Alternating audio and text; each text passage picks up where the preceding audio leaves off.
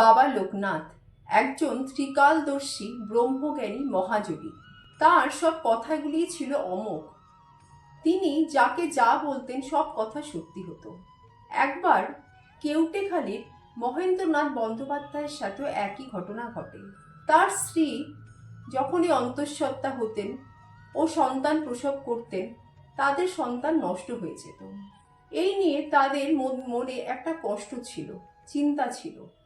মহেন্দ্রবাবু বহু ডাক্তারের সাথে এই ব্যাপারে পরামর্শ করেন।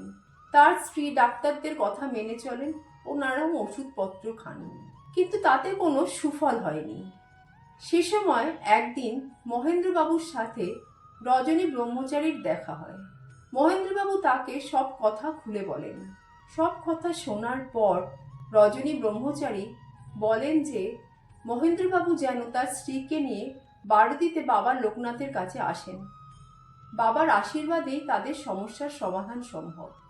তাই মহেন্দ্রবাবু আর দেরি না করে তার স্ত্রীকে সাথে নিয়ে একদিন বাবার আশ্রমে আসেন। আশ্রমে এসে তারা বাবাকে দর্শন করে বাবার প্রসাদ গ্রহণ করেন। তারপর তারা আশ্রমে বাবাকে আরেকবার দর্শন করার জন্য বহুক্ষণ অপেক্ষা করেন। সে সময় তারা দুজনে বাবাকে মনে মনে স্মরণ করে তাদের মনের কষ্টের কথা জানাতে থাকেন। মহেন্দ্রবাবুর স্ত্রী বাবাকে মনে মনে বলেন যে বাবার আশীর্বাদে ও কৃপায় যেন তিনি এবার সন্তানের জননী হতে পারেন, কারণ তার জননী হবার প্রবল ইচ্ছা। আসলে সে সময় মহেন্দ্রবাবুর স্ত্রী অন্তঃসত্ত্বা ছিলেন। অনেকক্ষণ অপেক্ষা করার পর তারা বাবার দেখা পান। তারা বাবাকে প্রণাম করে বাবার আশীর্বাদ নেন।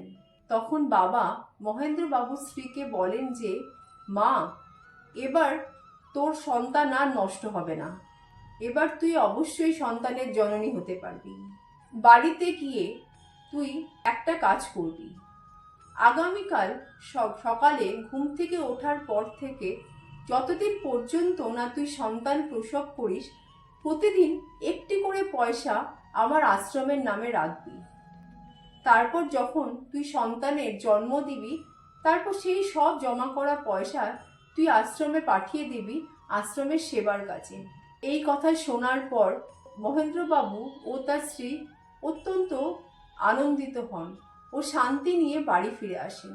বাবার কথা মতো মহেন্দ্রবাবুর স্ত্রী পরের দিন সকালে ঘুম থেকে উঠে একটি পয়সা রাখেন। তারপর থেকে প্রতিদিন তিনি তার সন্তানের প্রসব হওয়ার আগে পর্যন্ত সেই পয়সা আশ্রমের নামে জমা করতে থাকেন। একদিন যথাসময়ে মহেন্দ্রবাবুর স্ত্রী একটি কন্যা সন্তানের জন্ম দেন। সেই সন্তানের মুখটি দেখার পর মহেন্দ্রবাবু ও তার স্ত্রীর অন্তর থেকে একটি কথাই বেরিয়ে আসে, জয় বাবা লোকনাথ।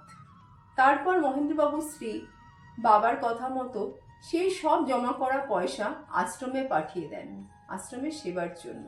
তারপর থেকে তারা দুজন তাদের কন্যা সন্তানকে নিয়ে খুব আনন্দে দিন কাটাতে থাকেন।